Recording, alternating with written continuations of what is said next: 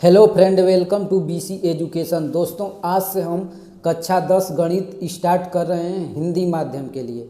दोस्तों, कक्षा 10 का जो सबसे पॉपुलर बुक है एनसीईआरटी का पूरा चैप्टर अच्छे से पढ़ेंगे एक एक करके, वो भी बेसिक से। दोस्तों, आपके एनसीईआरटी में टोटल 15 चैप्टर हैं जो वास्तविक संख्या से शुरू होती हैं और दोस्तों ये प्रायिकता पर आकर समाप्त होती हैं। दोस्तों, यदि आपको मैथ बहुत बेहतरीन तरीक़ा से पढ़ना है तो कलम और कापी लेकर बैठिए, क्योंकि आप अपने तरीके से नोट बनाइए और बार बार रिवीजन कीजिए, क्योंकि प्रत्येक विषय में सिलेबस इतना बढ़ गया है कि एग्ज़ाम के समय रिवीजन करना मुश्किल होता है। इसलिए जल्दी रिवीजन के लिए नोट बहुत ज़रूरी है। तो दोस्तों, ये पहला चैप्टर है वास्तविक संख्याएँ।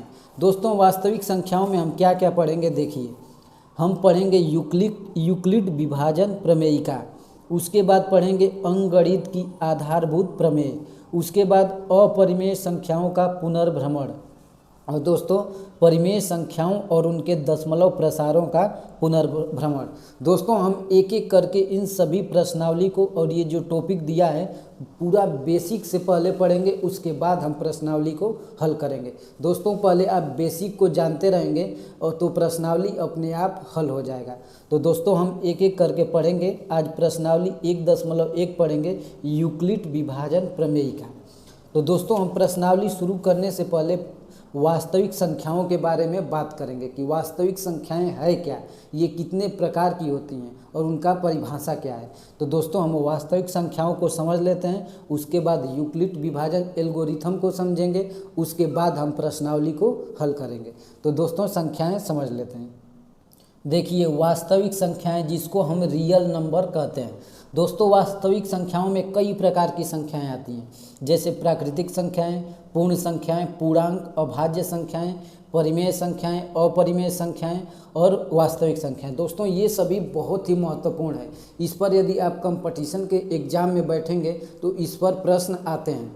तो दोस्तों, इसको पहले समझते हैं। प्राकृतिक संख्याएं, जिसको अंग्रेजी में नेचुरल नंबर कहते हैं और इसको यन से प्रदर्शित करते हैं। प्राकृतिक संख्याएं किसे कहते हैं? दोस्तों, गिनती की जितनी भी संख्याएं होती हैं उनको हम प्राकृतिक संख्याएं कहते हैं, जैसे 1, 2, 3, 4, 5, 6, 7। दोस्तों, ऐसे करके अनंत तक ये चलता रहता है, ये कभी ख़त्म नहीं होता। पूरे विश्व में या फिर जितना भी आपके माइंड में गिनती आ सकता है वो सभी प्राकृतिक संख्याएं हैं। तो दोस्तों, प्राकृतिक संख्याओं को आप समझ गए कि 1 से शुरू होती हैं और अनंत तक चलती जाती हैं। दोस्तों, अब दूसरा है पूर्ण संख्याएं, जिसको होल नंबर कहते हैं और इसको W से प्रदर्शित करते हैं। दोस्तों, प्राकृतिक संख्याएं और पूर्ण संख्याएं में क्या अंतर है? दोस्तों, प्राकृतिक संख्याएं 1 से शुरू होती हैं और अनंत तक चलती हैं, और आप देख रहे हैं कि इसमें एक संख्या छूट रहा है जिसको हम 0 कहेंगे। तो ये पूर्ण संख्याएं 0 से शुरू होती हैं और 1, 2, 3, 4 यानी अनंत तक चलती रहती हैं। तो दोस्तों, हम पूर्ण संख्याओं को क्या लिख सकते हैं? W + n। इसका मतलब W पूर्ण संख्याएं और प्राकृतिक संख्याओं को मिला देंगे तो पूर्ण संख्याएं बन जाएंगी, यानी 0 बस आगे लगा देंगे तो हमारा पूर्ण संख्या हो जाएगा। तो प्राकृतिक संख्या और पूर्ण संख्या में क्या अंतर है? सिर्फ 0 का अंतर है। अब पूर्णांक यानी इंटीजर, इसको हम Z से प्रदर्शित करते हैं। दोस्तों, पूर्णांक 0, 1, 2, 3, 4, 5, 6, 7, और दोस्तों ये माइनस में 1, माइनस में 2, माइनस में 3, माइनस में 4, यानी ये भी 0 से शुरू होकर अनंत तक चलेगा और 0 से शुरू होकर अनंत तक। यानी दोस्तों, पूर्णांक में क्या आ जाते हैं? पूर्ण संख्या भी आ जाती है प्लस वाली और पूर्ण संख्या माइनस वाली। तो दोस्तों, पूर्णांक में प्राकृतिक संख्या भी आएगा, पूर्ण संख्या भी आएगा और ये माइनस में भी आएगा। तो दोस्तों, पूर्णांक 0 से प्लस तक भी जाता है अनंत तक, और 0 से माइनस में भी अनंत तक। तो दोस्तों, पूर्णांक है। अब अभाज्य संख्या यानी प्राइम नंबर, जिसको P से प्रदर्शित करते हैं। दोस्तों, अभाज्य नंबर पर बहुत प्रश्न आते हैं नंबर सिस्टम में। तो दोस्तों, अभाज्य संख्याएं किसे कहते हैं? जो विभाजित न हो उसको अभाज्य संख्या कहते हैं, जैसे 3। दोस्तों, 3 हम किससे इसको विभाजित कर सकते हैं? या तो एक से या फिर स्वयं इस संख्या से। तो दोस्तों इसका परिभाषा ये भी हो गया कि अभाज्य संख्या उसको भी कहते हैं जिसके केवल और केवल दो गुणनखंड हो, एक तो वो संख्या स्वयं और एक यानी अभाज्य संख्याओं का दो ही गुणनखंड होता है, एक वह स्वयं की संख्या होती है और एक होता है। जैसे अभाज्य संख्या 3 हो गया, अब लेते हैं 5। दोस्तों 5 भी अभाज्य संख्या है। इसको कौन कौन सा विभाजित कर सकता है? 1 कर सकता है और 5, इसके अलावा इसको कोई भी संख्या विभाजित नहीं कर सकता है। तो प्राइम नंबर उम्मीद करता हूँ कि आप समझे होंगे कि वह संख्या जो स्वयं से विभाजित हो और 1 से विभाजित हो उसको अभाज्य संख्या कहते हैं। जैसे देखिए सबसे छोटी अभाज्य संख्या 2 है, उसके बाद 3, उसके बाद 5, उसके बाद 7। दोस्तों ऐसे ही ये चलती रहती है। तो दोस्तों अभाज्य संख्या समझ गए। अब परिमेय संख्या, रेशनल नंबर, इसको Q से प्रदर्शित करते हैं। दोस्तों परिमेय संख्या किसे कहते हैं? वे संख्याएं जिसको P/Q के रूप में लिख सकते हैं उसको परिमेय संख्या कहते हैं। जैसे देखिए यहाँ पर परिमेय संख्याओं को हम P/Q के रूप में लिख सकते हैं। ये P क्या है? पूर्णांक है, और दोस्तों Q का क्या है? Q भी पूर्णांक है। तो दोस्तों हम क्या बोलेंगे? P और Q पूर्णांक होने चाहिए, पूर्णांक होने चाहिए, जहाँ पर Q कभी भी 0 नहीं होना चाहिए। दोस्तों ये जो Q यानी हर है कभी भी 0 नहीं होना चाहिए। और दोस्तों इसका P और Q का HCF 1 होना चाहिए। तो दोस्तों इस कंडीशन में हम कह सकते हैं कि इस कंडीशन को जो भी फॉलो करेगा वह संख्या परिमेय संख्या होगी। परिमेय संख्या क्या है? P/Q के रूप में होना चाहिए, दोनों संख्याएं पूर्णांक होनी चाहिए, Q कभी भी 0 नहीं होना चाहिए, और P और Q का HCF 1 होना चाहिए। देखिए मान लीजिए कोई संख्या है 3/4। दोस्तों 3/4 परिमेय संख्या है कि नहीं है? दोस्तों हम कह सकते हैं कि ये परिमेय संख्या है, क्योंकि ये 3 भी पूर्णांक है और 4 भी पूर्णांक है, और ये जो हर है 0 नहीं है, और दोस्तों P और Q का HCF भी 1 है, तो इसको हम बोल सकते हैं कि ये पूर्णांक है। दोस्तों अब देखिए ये 2.5 क्या यह पूर्णांक है?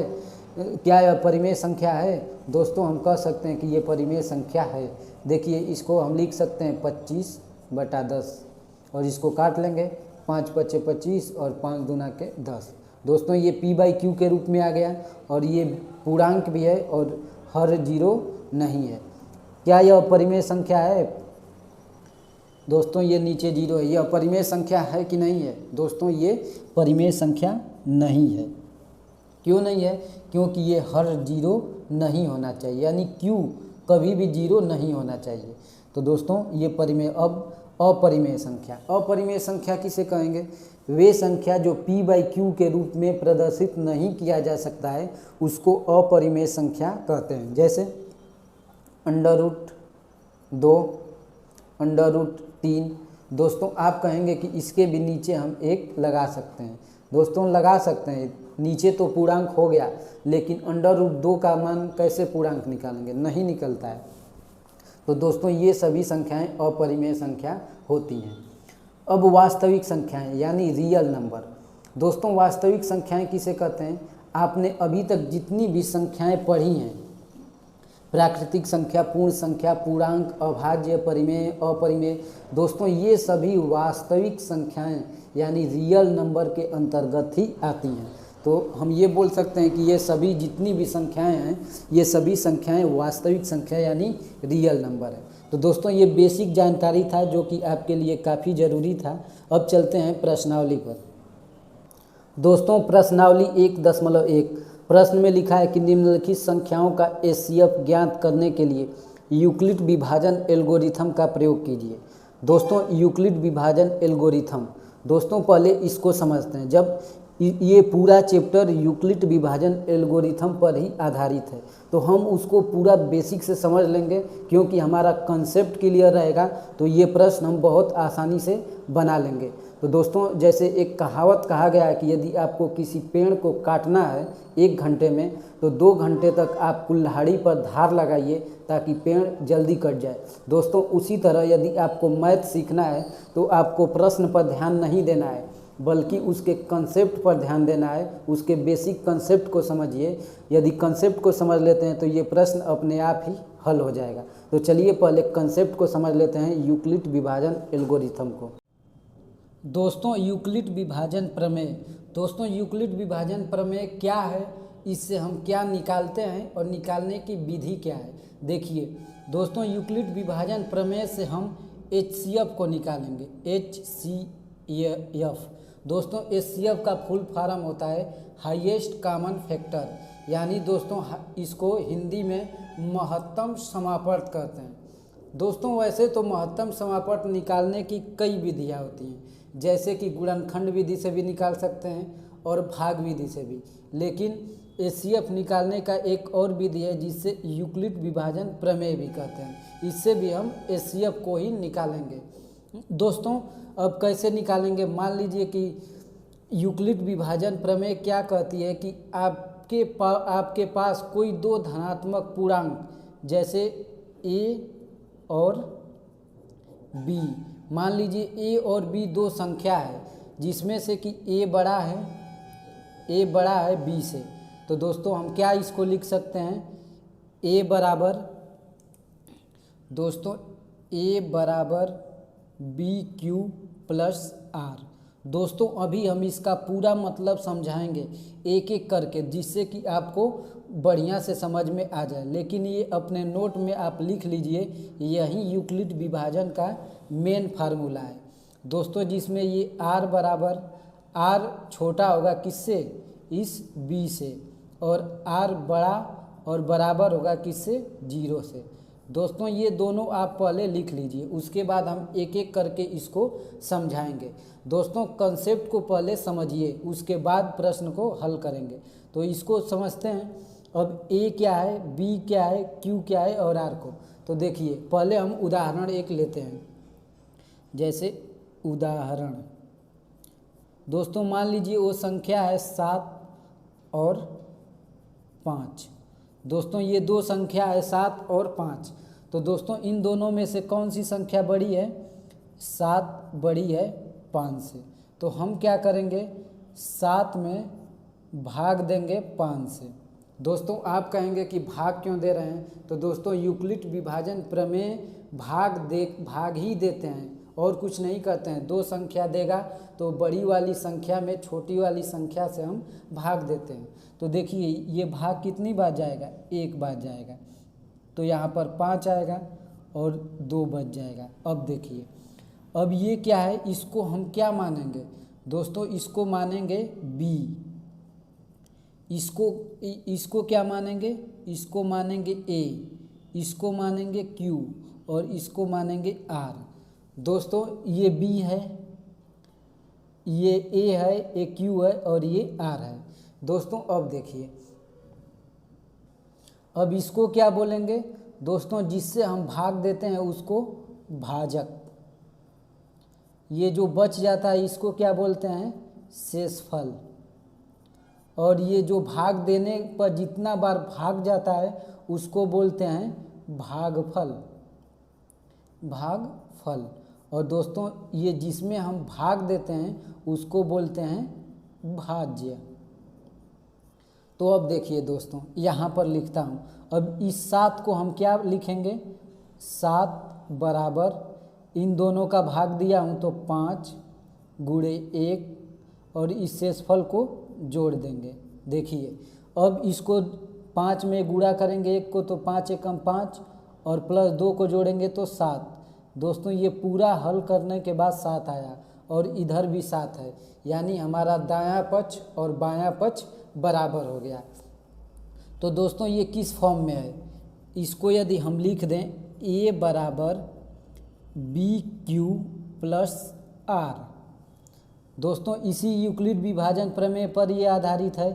हम इसी को, इस 7 को हम इस फॉर्म में लिख दिए हैं, उसी तरह ए को हम इस फॉर्म में लिख दिए हैं। अब ए क्या है? ए देखिए, ए यहाँ पर भाज्य है तो भाज्य। बी क्या है? बी है भाजक, भाजक। क्यू क्या है? क्यू है भागफल, भागफल। और दोस्तों जोड़ते हैं जो आर, ये क्या है? ये हो गया शेषफल। तो दोस्तों अब देखिए, यहाँ पर भाज्य बराबर होता है भागफल, भाजक गुणे भागफल और प्लस शेषफल। दोस्तों भाज्य के बराबर होता है भाजक गुणे भागफल प्लस शेषफल, यानी इस 7 के बराबर ये 5 गुणे 1 और ये प्लस 2 को जोड़ देंगे तो ये 7 के बराबर हो जाएगा।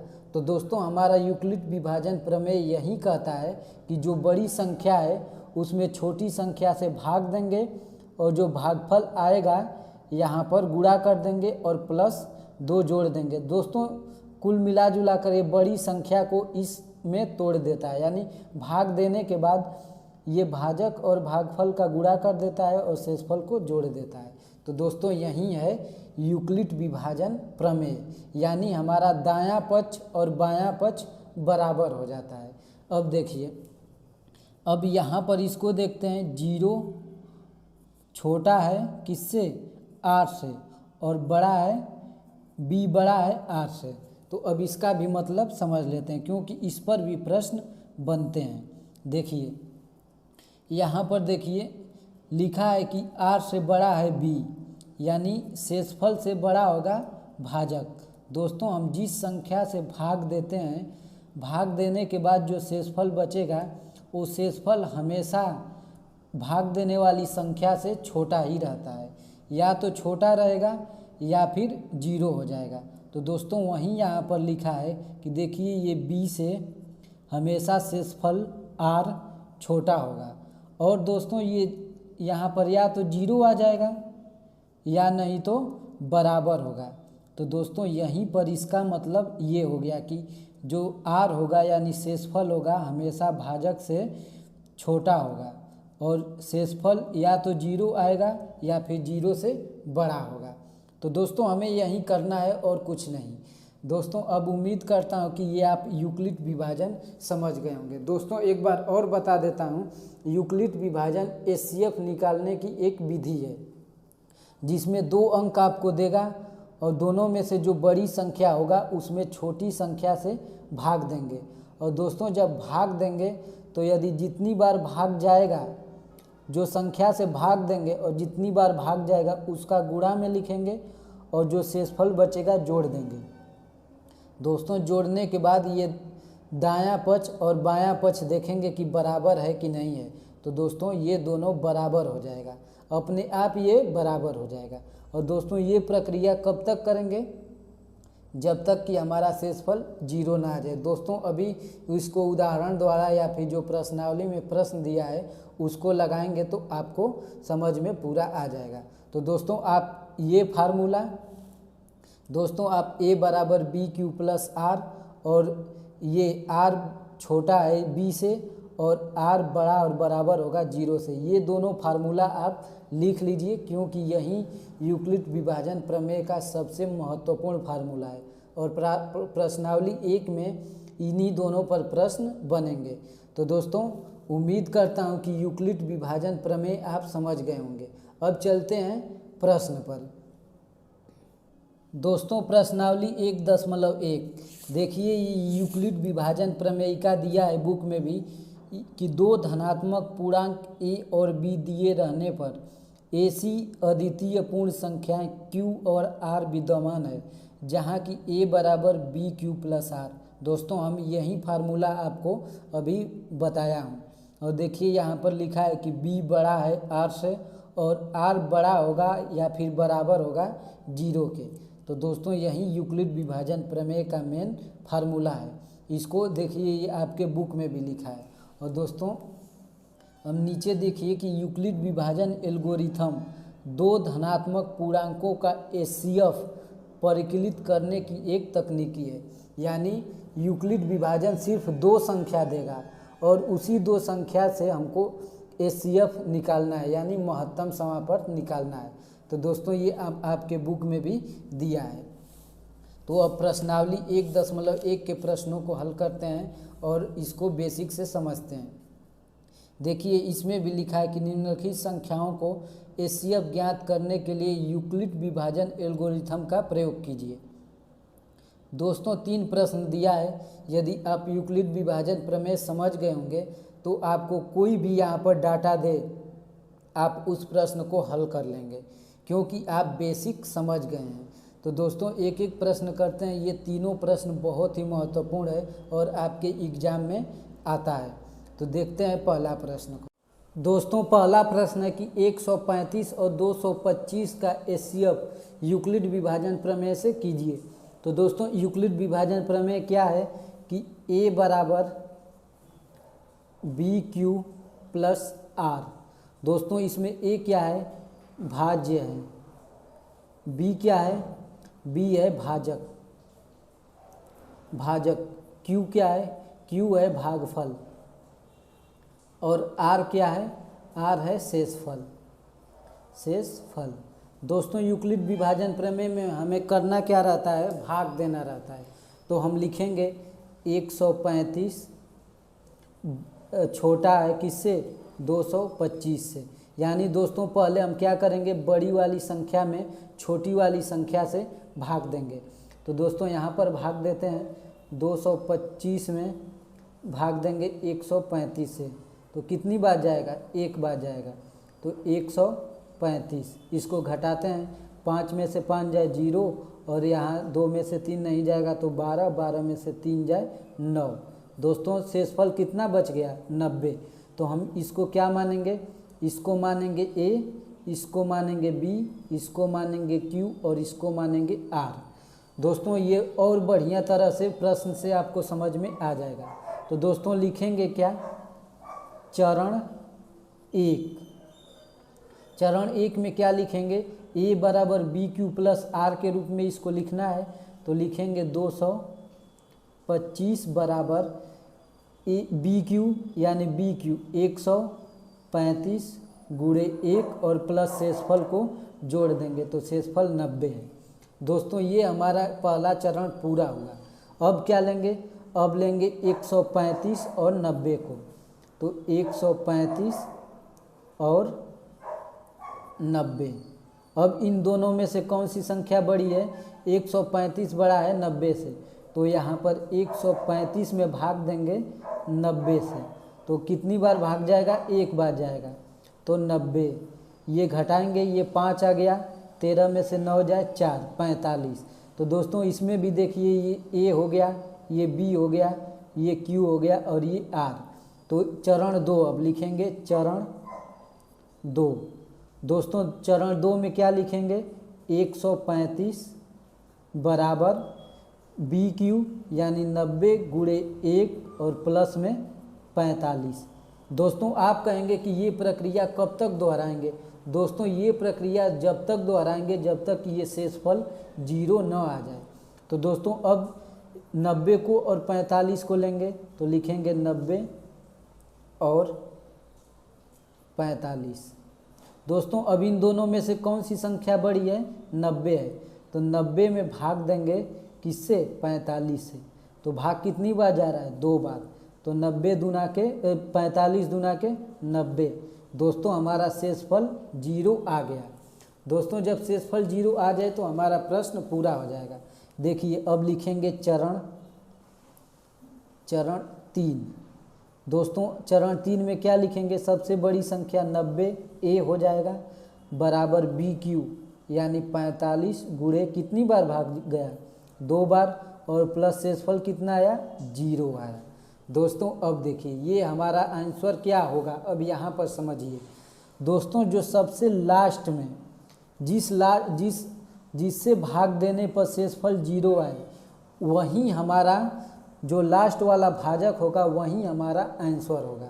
तो हम यहाँ पर क्या लिखेंगे कि अतः शेषफल कितना आया, लिखेंगे उत्तर में कि अतः शेषफल 0 और भाजक कितना है हमारा, भाजक है 45। तो लिखेंगे 135 और 225 का HCF कितना हो गया, 45 हो गया। और दोस्तों यही हमारा आंसर हो गया। दोस्तों यदि आप एग्ज़ाम में बैठे हैं और आपको इस टाइप का प्रश्न आ जाए तो आप ऐसे करके पूरा विधि से लिखेंगे, तब आपको पूरे के पूरे नंबर मिलेंगे, आपको एक भी नंबर नहीं कटेगा।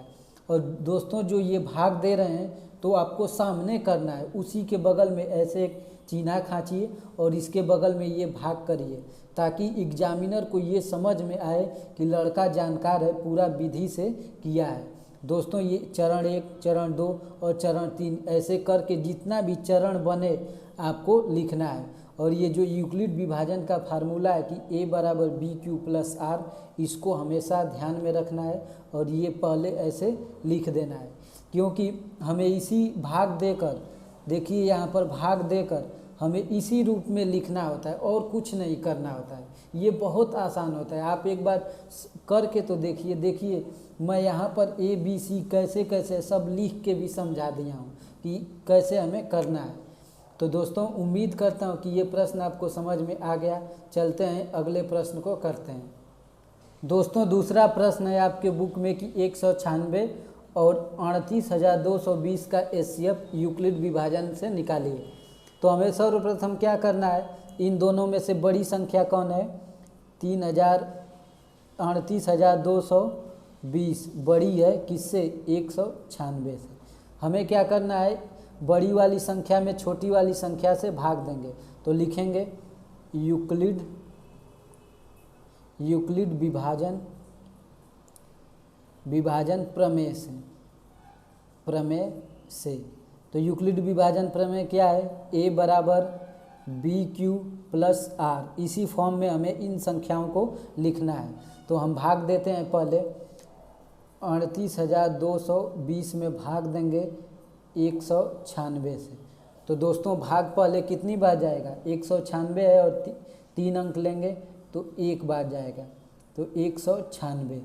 अब घटाते हैं, यहाँ से हासिल जाएगा 1 तो 12 में से 6 जाए 6, और दोस्तों यहाँ पर बच गया 7, यहाँ से हासिल जाएगा तो 17 में से 9 जाएगा तो 8, और यहाँ पर 2 में से 1 जाएगा तो 1, फिर भाग नहीं जाएगा तो इस 2 को उतार लेंगे। दोस्तों अब देखिए ये 1862 हो गया और ये 19 है, यानी 9 बार में भाग जाएगा। तो 9 बार में भाग जाएगा तो 9 छक्के 42। दोस्तों 9 का भाग देंगे इसमें तो 9 छक्के 54 को 4 हासिल 5, 9 81 और 5 86, 86 को 6 हासिल 8। दोस्तों 9 एकम 9 और 8 17, तो यहाँ पर 17। दोस्तों अब घटाते हैं, यहाँ से हासिल जाएगा 12 में से 8 4 जाए 8। दोस्तों यहाँ 5 हो गया, यहाँ से हासिल जाएगा 15 में से 6 जाए 9, और दोस्तों यहाँ बच गया 7। तो दोस्तों यहाँ 7 में से 7 जाएगा तो कट गया। दोस्तों ये दोनों कट गया, ये 0 उतर गया, 980 हो गया। दोस्तों अब 5 बार भाग जाएगा तो 5 छक्के 30 को 0 हासिल 3, 5 9 45 और 3 48 को 8, 5 एकम 5 3 8 9। दोस्तों ये पूरा कट गया, यानी दोस्तों हमारा एक ही बार में इसका आंसर आ गया, हमें कुछ भी नहीं करना पड़ा। इतनी बड़ी संख्या एक ही बार में हमारा इसका आंसर आ गया, एक ही चरण में। तो यहाँ पर लिखेंगे चरण 1। अब चरण 1 में क्या लिखेंगे, ये A हो गया, ये B हो गया, ये Q हो गया और R तो बचा ही नहीं 0। तो A कितना है, 38,220 बराबर 196 गुणे 195 प्लस 0।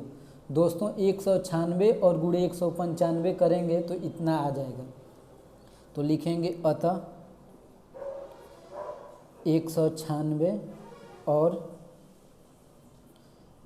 38,220 का HCF कितना हो गया दोस्तों, HCF कितना आएगा 196 और यही हमारा आंसर आ जाएगा।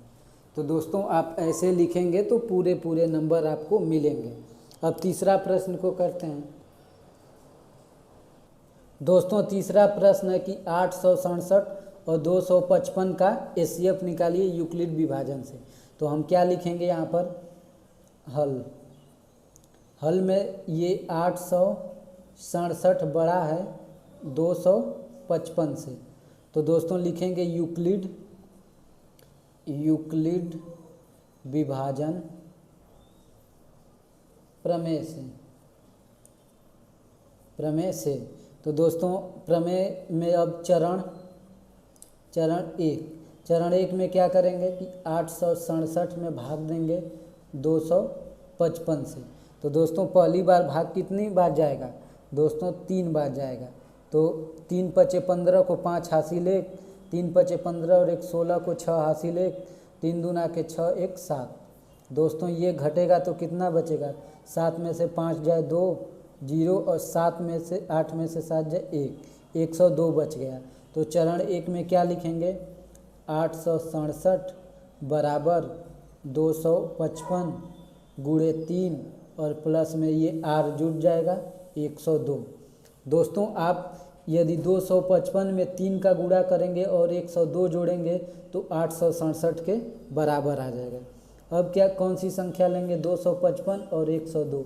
तो 255 बड़ा है 102 से, तो लिखेंगे चरण 2। अब 255 में 102 से भाग देंगे तो कितनी बार जाएगा दोस्तों, 2 बार भाग जाएगा। तो 2 दूना के 4 0 2 एकम 2, तो ये 5 में से 4 जाए 1 और ये 5। अब क्या करेंगे, लिखेंगे यहाँ पर 255 बराबर 102 गुणे ये 2 और प्लस r कितना है 51 है। दोस्तों ये प्रक्रिया तब तक करेंगे जब तक कि ये शेषफल हमारा 0 ना आ जाए।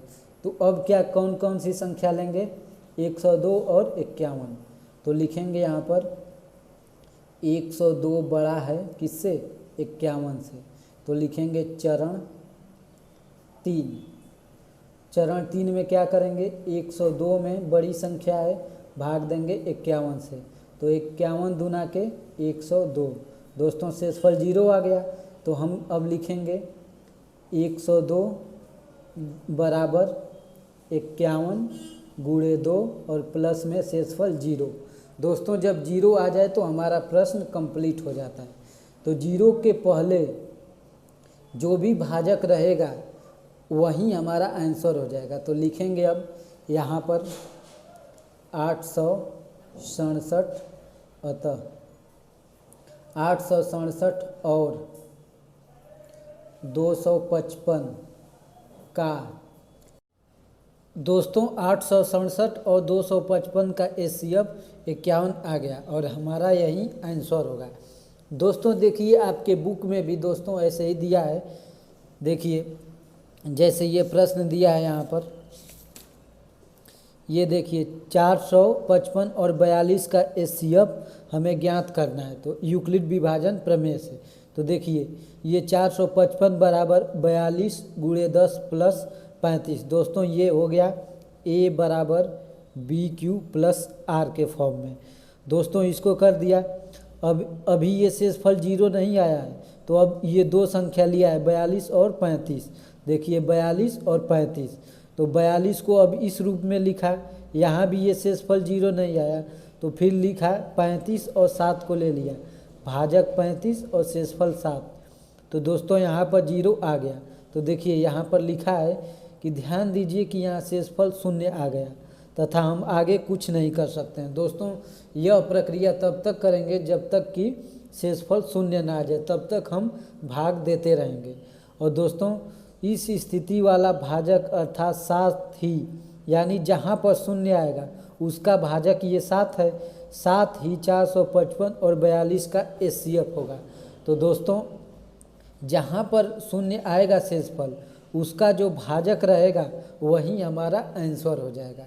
तो दोस्तों ये आपके उदाहरण में भी सेम ऐसे ही दिया है। और देखिए यदि आप एग्ज़ाम में इस तरह लिखते हैं, देखिए लिखा हुआ है चरण 1, चरण 2, चरण 3, ऐसे करके यदि आप लिखेंगे तो पूरे पूरे नंबर मिलेगा। तो दोस्तों अब दूसरा प्रश्न करते हैं प्रश्नावली 1.1 का।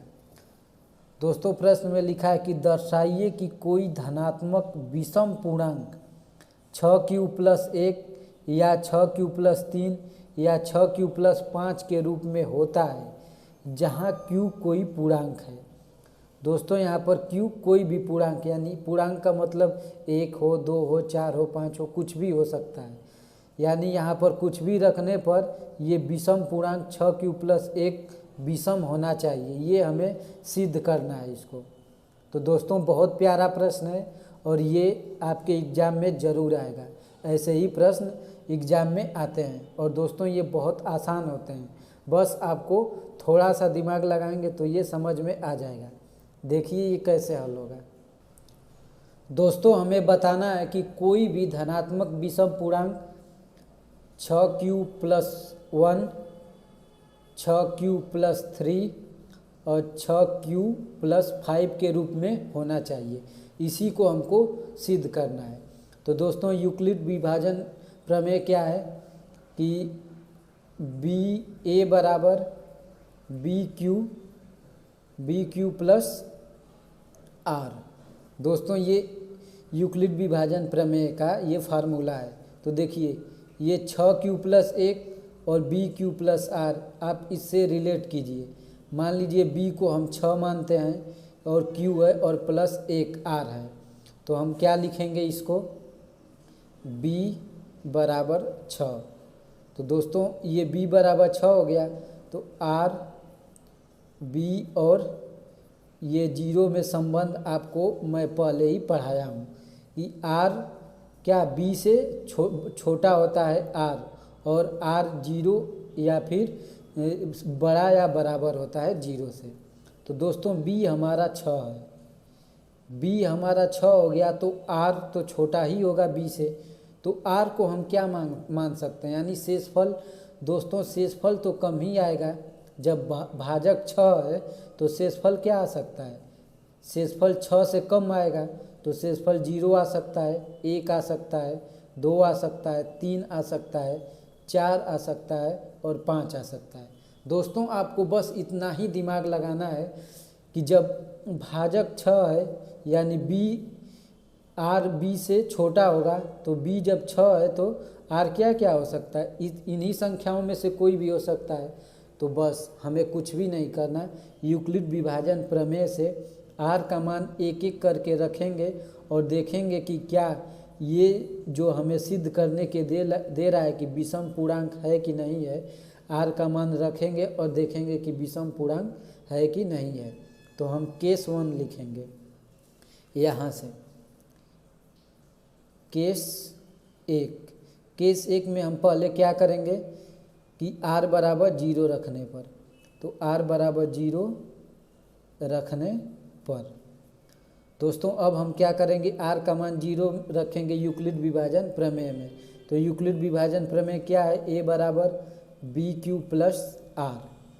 तो दोस्तों a बराबर b कितना है, 6 है, तो 6q और r का मान 0 है तो 0। अब देखिए कोई भी सम संख्या में यदि सम से हम गुणा करते हैं तो दोस्तों वह संख्या सम ही आएगा।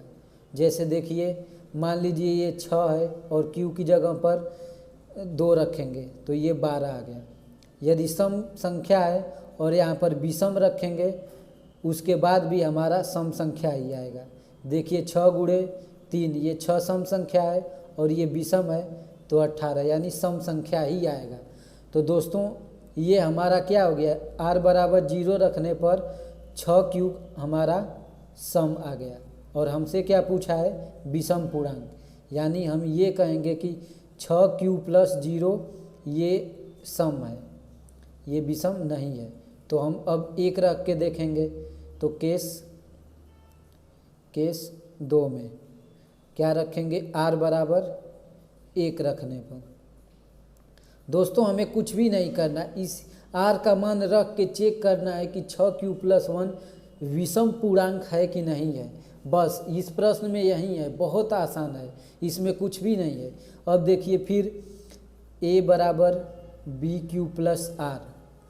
अब bq कितना है दोस्तों, अब देखिए ये 6q, b का मान 6 और r का मान 1। अब देखिए ये तो सम हो गया और ये एक क्या है, विषम है। तो सम और विषम मिलकर क्या होता है, विषम। विषम तो दोस्तों हमें यही तो बताना है कि 6q+1 विषम पूर्णांक है कि सम है। देखिए यहाँ पर हमसे पूछा है कि 6q+1 विषम पूर्णांक है कि सम पूर्णांक है। तो दोस्तों देख लीजिए यहाँ पर सम और विषम क्या होता है, विषम होता है। देखिए सम 6 है और इसमें मान लीजिए कि कोई भी संख्या से गुणा करेंगे, मान लीजिए 2 से और +1 करेंगे तो 6 दूना के 12 और 1 13। दोस्तों 13 विषम हो गया। उसी तरह सम और विषम मिलकर विषम होते हैं, यानी ये हमारा 1 सही है कि 6q+1 एक विषम पूर्णांक है। अब इसको रख के देखेंगे केस 3। केस 3 में क्या रखेंगे, जब r का मान 2 रखने पर तो हम रखेंगे a बराबर 6q+2। अब देखिए ये हो गया सम और ये भी हो गया सम। तो दोस्तों सम और सम मिल के क्या होता है, सम होता है, यानी ये हमारा विषम पूर्णांक नहीं है 6q+2। तो अब केस 4 करेंगे, जब r का मान क्या रखेंगे, 3। दोस्तों आप एक एक करके चेक करिए, आप इसमें कुछ प्रश्न में है नहीं, बस r का मान रख के हमें चेक करना है। तो r का मान 3 रखेंगे तो a बराबर 6q+3। अब देखिए ये हो गया सम और ये हो गया विषम।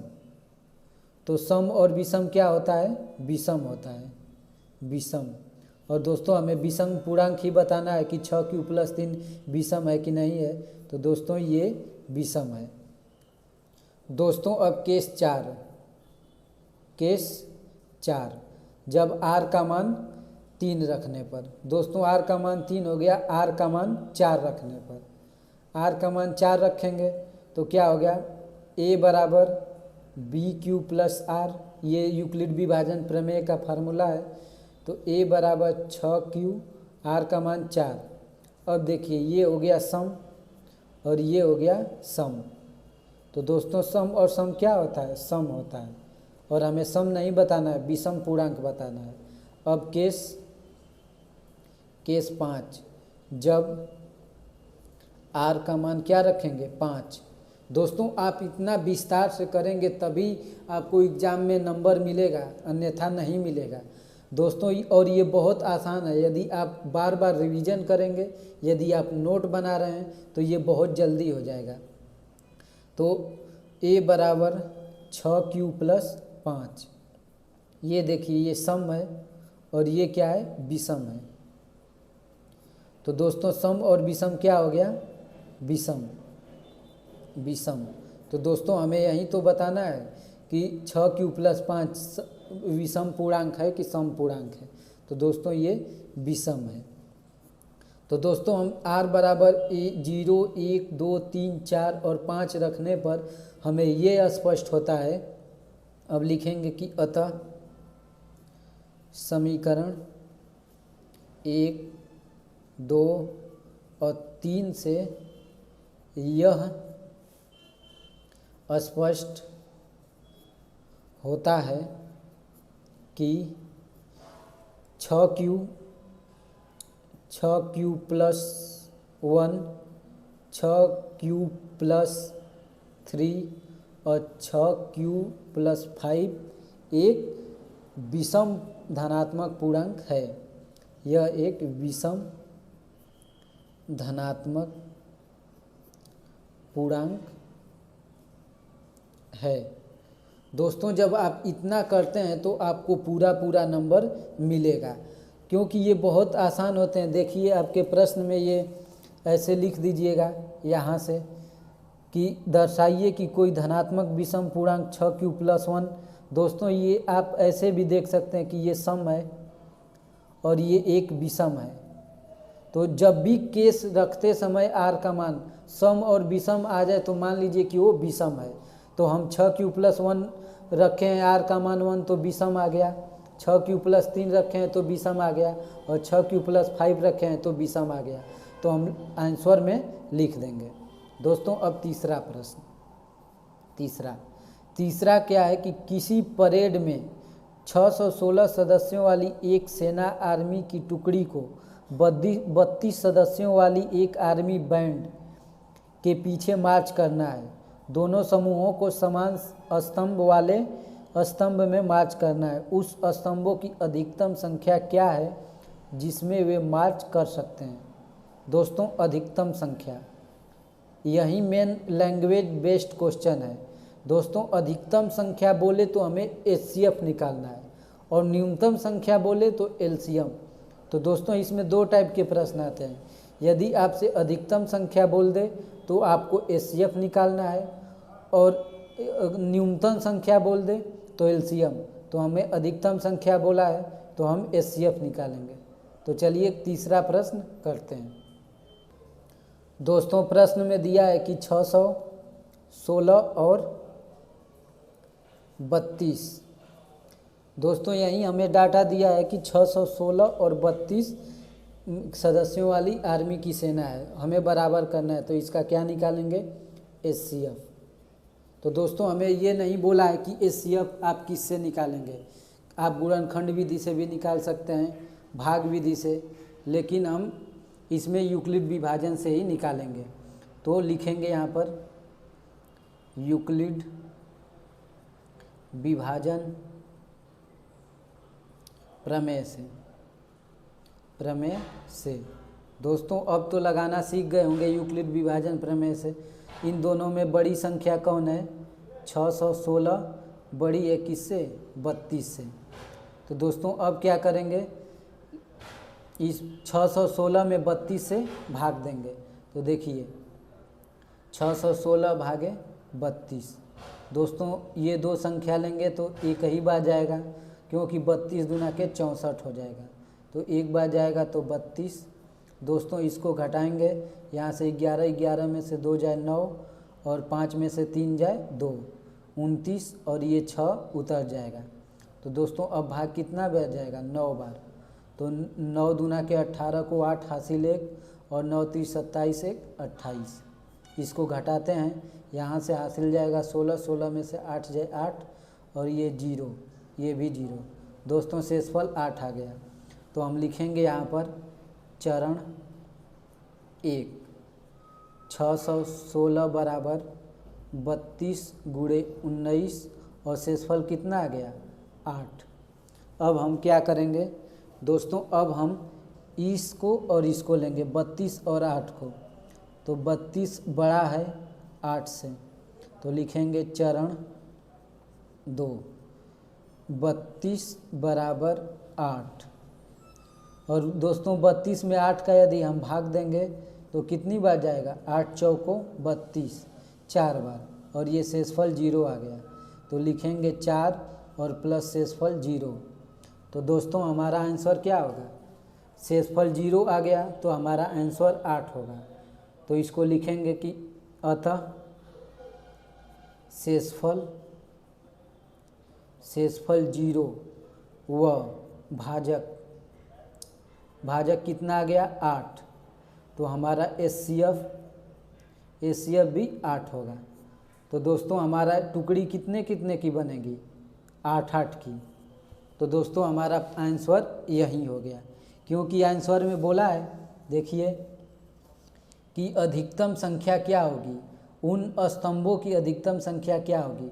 तो आप लिखेंगे उन स्तंभों की अधिकतम संख्या 8 होगी। दोस्तों बहुत प्यारा प्रश्न था और आसान भी। अब देखिए ये चौथा प्रश्न है, यूक्लिड विभाजन प्रमेयिका का प्रयोग करके दर्शाइए कि किसी धनात्मक पूर्णांक का वर्ग किसी पूर्णांक m के लिए 3m या 3m+1 के रूप में होता है। दोस्तों ये वही प्रश्न है जो पहले वाला किया हूँ, ये दूसरा, लेकिन इसमें पूर्णांकों का वर्ग करना है। तो इसको कैसे कर देंगे देखिए, आइए यहाँ पर देखते हैं, इस प्रश्न को हल करते हैं।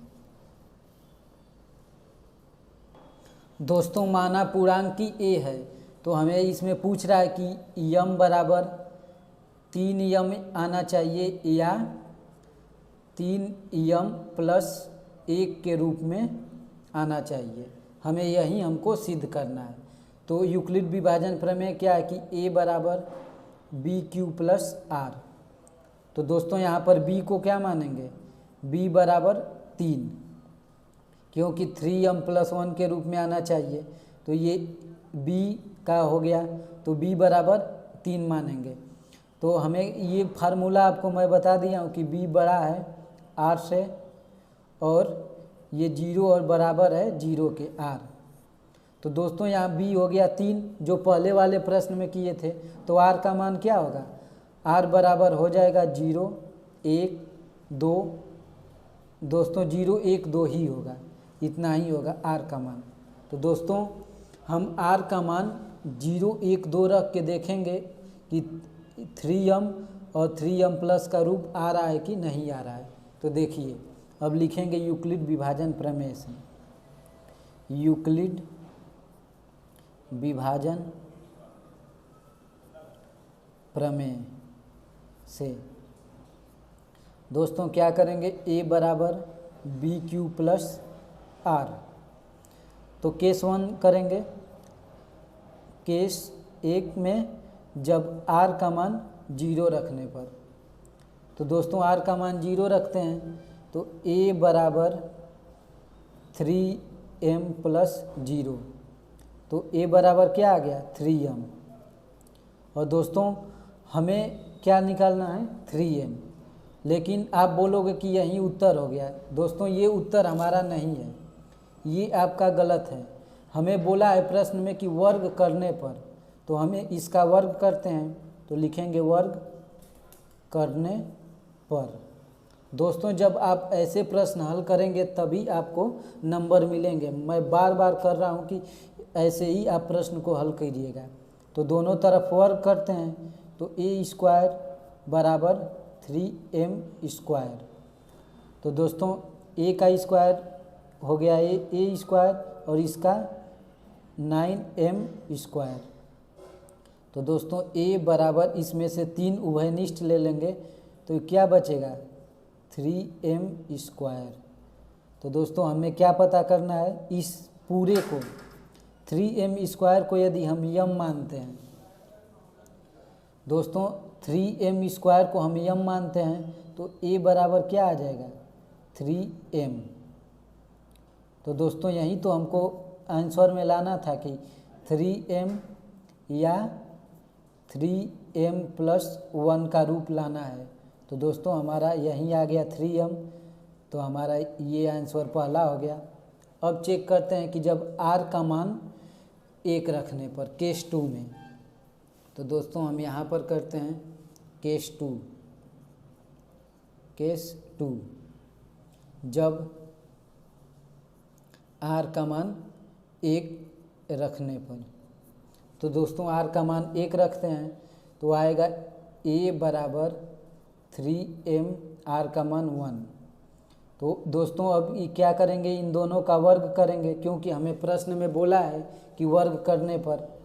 तो वर्ग करने पर, तो दोस्तों a स्क्वायर बराबर 3m प्लस 1, इन दोनों का स्क्वायर कर देंगे। तो आप ये कुछ देख रहे हैं, ये a प्लस b का स्क्वायर है दोस्तों ये। तो इसको खोलते हैं, a square plus b square plus 2ab। तो दोस्तों 3m प्लस 1 को हम a square plus b square plus 2ab के रूप में लिखेंगे। तो दोस्तों a स्क्वायर बराबर 3m स्क्वायर यानी a square plus b square 1 का स्क्वायर प्लस 2ab 3m और 1 दोस्तों A square plus B square plus 2ab हम ऐसे कर दिए हैं। तो अब इसको लिखेंगे 3m स्क्वायर और प्लस इसको 3 दूना के 6m और प्लस 1। दोस्तों अब इन दोनों में से उभयनिष्ठ क्या है, देखिए इन दोनों में से उभयनिष्ठ 3 ले लेते हैं। तो जब 3 लेंगे तो अंदर क्या बचेगा, यम बचेगा अंदर। और दोस्तों यम स्क्वायर प्लस 2m और ये प्लस 1। दोस्तों ये बचेगा जब 3 को उभयनिष्ठ हम ले लेंगे।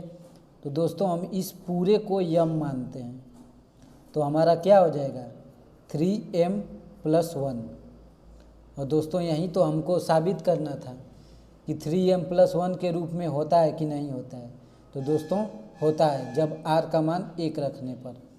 तो दोस्तों ये हमारा आंसर हो गया, ये दूसरा हो गया। अब तीसरा जब r का मान 2 रखने पर। तो दोस्तों अब r का मान 2 रखने पर तो a बराबर क्या हो जाएगा, a बराबर 3m प्लस r का मान 2।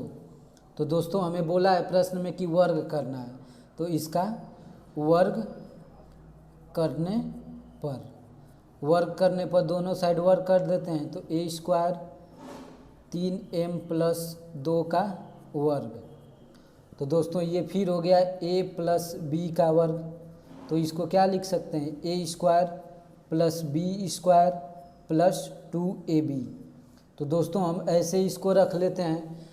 तो दोस्तों a स्क्वायर बराबर 3m का स्क्वायर प्लस b 2 का स्क्वायर प्लस 2a 3m और b कितना है 2 है, तो 2 ऐसे लिख लिए हम।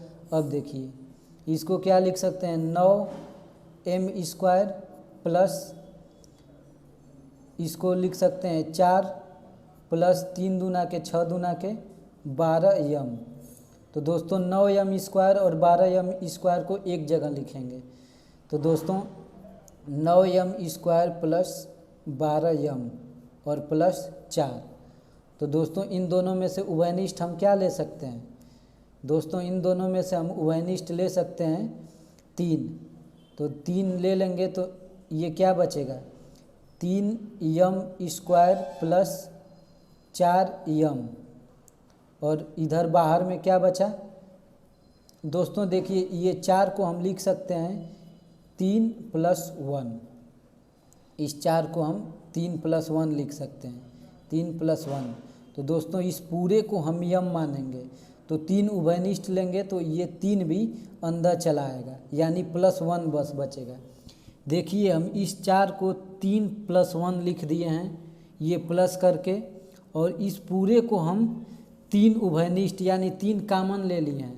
तो क्या निकलेगा, 3 इसमें से निकलेगा तो 3m स्क्वायर बचेगा, 3 इसमें से निकलेगा तो 4m और ये 3 निकल जाएगा तो प्लस 1। तो दोस्तों हम इसको ऐसे लिख सकते हैं, 3 यदि हमारा यहाँ पर निकल गया तो 3m square plus 4m plus 1 और ये प्लस लास्ट में 1 बच जाएगा। दोस्तों हम पूरे इसको यम मानेंगे तो क्या बचेगा 3m प्लस 1। और दोस्तों यही तो हमको सिद्ध करना है कि 3 प्लस 1 के रूप में होना चाहिए। तो दोस्तों हमारा यही आंसर आ गया। तो दोस्तों हम क्या लिखेंगे कि देखिए हमें प्रश्न में जब दिया है तो हम वैसे ही लिख, देखिए प्रश्न में हमें यही सिद्ध करना था कि धनात्मक पूर्णांकों का वर्ग पूर्णांक m के लिए 3m या 3m प्लस 1 के रूप में होना चाहिए। तो दोस्तों हम सभी समीकरण को 3m प्लस 1 या फिर 3m के रूप में लेकर आए हैं। तो लिखेंगे समीकरण 1, 2 और 3 सभी को सिद्ध करने पर यह स्पष्ट होता है कि पूर्ण वर्ग करने पर 3m या 3m के रूप में होता है। हम इसको लिख देंगे इतना। तो दोस्तों हमारा ये भी आंसर हो गया। अब 5वां प्रश्न को हल करते हैं, ये भी बहुत महत्वपूर्ण है। इसमें लिखा है कि यूक्लिड विभाजन प्रमेय का प्रयोग करके दर्शाइए कि किसी धनात्मक पूर्णांक का घन 9m+1 या 9m+8 के रूप में होता है। दोस्तों सेम प्रश्न वही है, इसमें घन करना है और उसमें क्या करना था, वर्ग करना था। तो दोस्तों इसमें भी ये भी बहुत आसान है। आइए इस प्रश्न को भी हल करते हैं। दोस्तों क्वेश्चन नंबर 5वां में हमसे बोला है कि 9m या 9m+1 या 9m+8। दोस्तों इसको धनात्मक पूर्णांक का घन करके हमें इसको इस रूप में लाना है कि ये है कि नहीं है। तो दोस्तों a बराबर b³ + r। तो दोस्तों हमारा b बराबर क्या हो गया, b बराबर 9 हो गया। तो हम r बराबर क्या मानेंगे, 0 1 2 3 4 5 6 7 8। दोस्तों r बराबर हमारा इतना आ जाएगा, क्योंकि हमें b बड़ा है किससे, r से, और r बड़ा और बराबर है 0 से। जब b हमारा 9 है तो r b से छोटा होगा, तो r का मान क्या क्या हो सकता है, इतना बड़ा।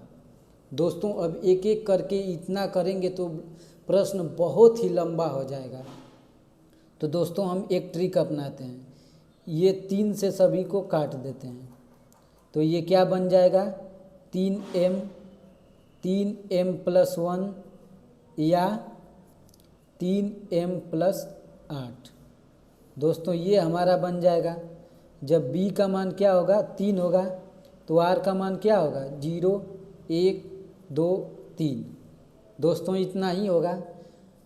तो दोस्तों अब ये छोटा हो गया, क्योंकि हमें 0 1 2 3 ही मालूम करना पड़ेगा, और इसमें 8 तक प्रश्न बहुत लंबा हो जाएगा। तो दोस्तों हम ये लॉजिक लगा दिए हैं कि उसको 3 से काट दिए हैं।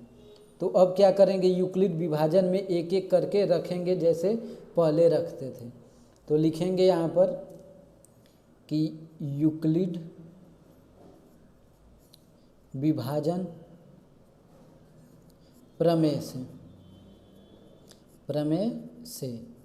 तो दोस्तों इसको क्या करेंगे, a बराबर b³ + r। तो a बराबर यहाँ पर 3m और r का मान क्या होगा, r का मान 0, तो r का मान 0। तो दोस्तों a बराबर क्या हो गया, a बराबर 3m। लेकिन दोस्तों ये प्रश्न अभी हुआ नहीं है, क्योंकि हमें घन करने के लिए बोला है। तो लिखेंगे घन करने पर। तो दोनों साइड घन करते हैं, तो a³ बराबर 3m का घन। तो दोस्तों a³ बराबर 3 3 के 9 3 27m³ हो जाएगा। तो दोस्तों हम इसमें से उभयनिष्ठ क्या ले सकते हैं, 9 को ले सकते हैं, यानी 9 कामन ले सकते हैं। तो 9 कामन लेंगे तो कितना बचेगा, 9 3 27, 3m³। तो दोस्तों हम ये 3m³ को यम मानेंगे तो क्या होगा, ये हो जाएगा 9m। और दोस्तों हमें यही तो करना है, इसी को तो सिद्ध करना है कि किसी भी संख्या को घन करने पर 9m आना चाहिए, 9m+1 आना चाहिए, या 9m+8 आना चाहिए, इसी रूप का होना चाहिए। तो दोस्तों जब हम r का मान 0 रखें हैं तो 9m आ गया, तो हमारा ये पहला समीकरण हो गया। दोस्तों r बराबर 0 रखने पर 9m आ गया। तो दोस्तों एक ये हो गया। और केस 2, अब देखिए यहाँ पर करते हैं केस 2। जब r का मान 1 रखने पर, r का मान 1 रखेंगे तो क्या होगा, a बराबर 3m+1। दोस्तों r का मान 1 रख दिए, अब इसको घन करना है। तो घन करने पर घन करते हैं तो a³ बराबर 3m+1, इसका घन करते हैं तो दोस्तों अब ये देखिए,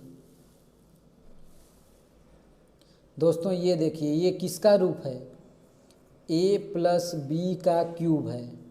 तो इसको क्या लिख सकते हैं, a cube plus B cube plus 3a square B plus 3b square a।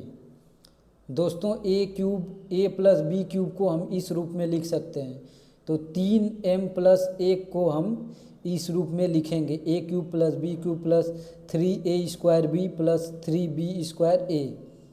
तो हम यहाँ पर लिखते हैं 3m का क्यूब प्लस 1 का cube plus 3m square into 1 और प्लस 3b स्क्वायर यानी 1 का स्क्वायर इंटू 3m। दोस्तों ये हो गया, हमने a cube plus B cube के रूप में लिख दिया इसको। अब इसमें से देखिए, ये हो गया क्या, 3 तिली के 9 3 27 m क्यूब प्लस, अब देखिए ये 3 तिली के 9 स्क्वायर 9 m स्क्वायर। दोस्तों हम इसको और इसको एक साथ में रखेंगे, इन सभी को, और ये प्लस ये 3 है तो 3 ऐसे ही लिख देंगे इसको, और प्लस ये 3 तिली के 9m प्लस 1। अब देखिए इसमें से हम क्या करेंगे कि 9 कामन लेंगे।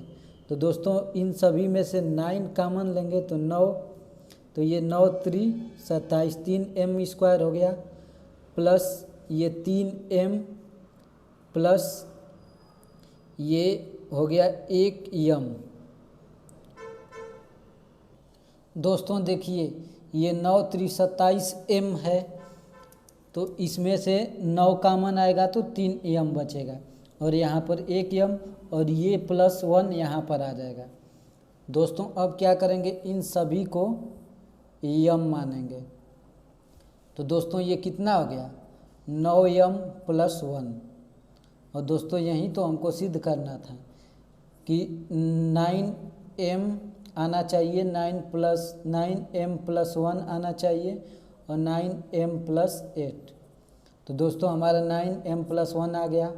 और दोस्तों जब केस 3 करेंगे, जब r का मान 2 रखेंगे तो दोस्तों हमारा क्या आ जाएगा, 9m प्लस 8 आ जाएगा। तो r का मान 2 रखते हैं। दोस्तों अब r का मान 2 रखते हैं, तो a बराबर 3m प्लस 2, इसको क्या करेंगे, घन करेंगे, घन करने पर। तो दोस्तों ये हो गया a क्यूब बराबर 3m प्लस 2 का क्यूब। तो दोस्तों ये a प्लस बी का क्यूब हो गया, a प्लस बी का क्यूब हो गया। तो इसको क्या लिख सकते हैं, a cube plus B cube plus 3a square B plus 3b square a। तो दोस्तों हम 3m प्लस 2 को हम इस रूप में लिखेंगे। तो दोस्तों लिखते हैं 3m क्यूब प्लस 2 का क्यूब प्लस 3, उसके बाद a है तो 3m square into 2 plus 3 2 square into 3m। दोस्तों हम a प्लस बी को ऐसे लिख दिया हूँ, यानी 3m प्लस 2 को।